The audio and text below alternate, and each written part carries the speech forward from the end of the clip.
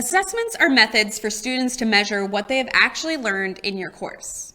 This can also be thought of as measuring what they know or are able to do.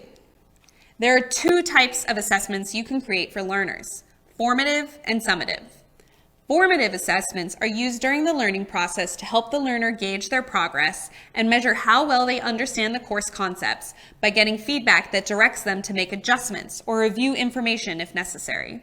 Summative assessments take place at the end of a section or course to evaluate whether learners have achieved the learning objectives.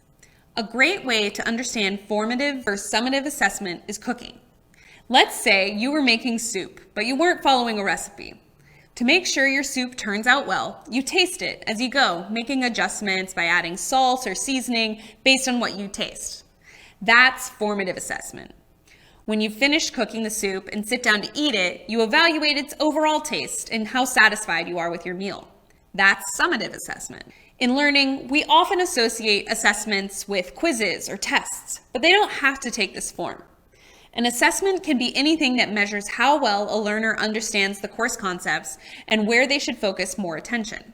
That means that an assessment could take the form of a practice activity if that activity helps learners measure their progress and get feedback on where to focus. For example, an assignment where learners respond to a case study using a framework they've just learned, or a capstone project where they build a website from scratch, are considered both activities and assessments.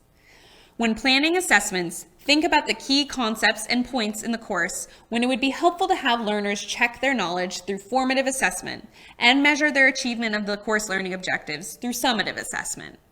Next, I'll share more about our tools that you can use to create practice activities and assessments for your course, and we'll see some instructor examples of activities and assessments they've created.